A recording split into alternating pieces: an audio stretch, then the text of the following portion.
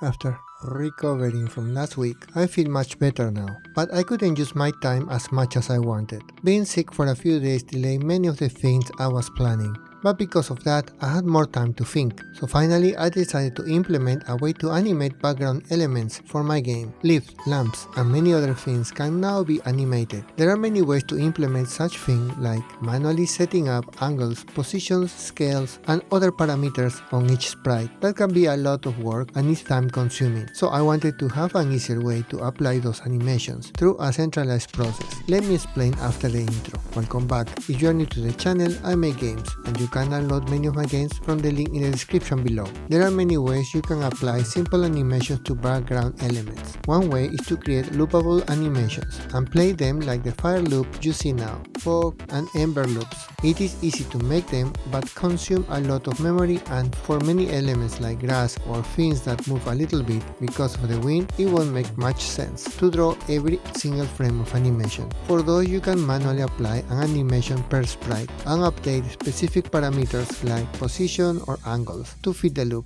But that is time consuming, so there is a much better way to simplify this by adding a simple animation controller and attach it to any of the sprite parameters like position, angle, scale, origin, and skew. For now, this is enough for the elements I want to animate, so clicking on any of these buttons will open an animation controller window where I can select an animation and edit some parameters. I can apply the same animation to many sprites, so each one can be easily controlled by a single animation controller. In this level, a single controller is applied to all bushes and leaves, and having a single controller allows me to update or modify how the animation will look. For example, in this dojo, I have the lamps swinging around. I can make the movement stronger, faster, or slower, and if I want to move exactly the same, I just disable this option, so both lamps will swing in the same way. That may work for some animations, but for others, it is better that each element move a little bit differently. So by enabling the use of offset parameters allows each element to start the movement a little bit off. So ideally,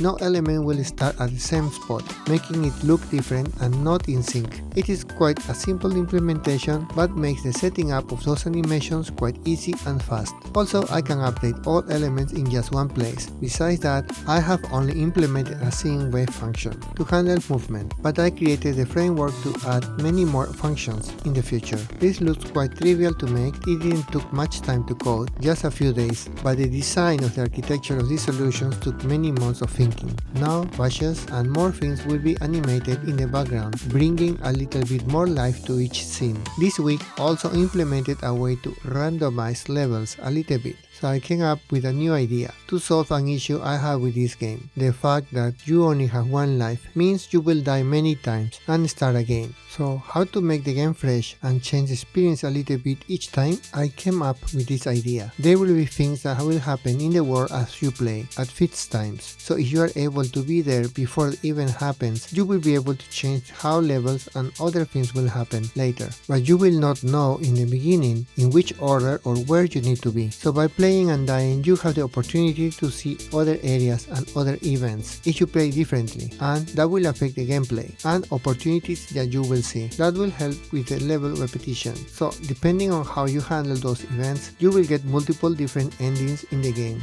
So the fact that you can rewind time to undo some mistakes will help on that. So this will add a different gameplay experience that can only be seen if you continuously die and try different approaches every time. Still, I need to design those events and define the order that will give you the different endings, like being able to save certain characters if you reach on time, if you get there before they are killed, but by doing that, you trade off some other thing.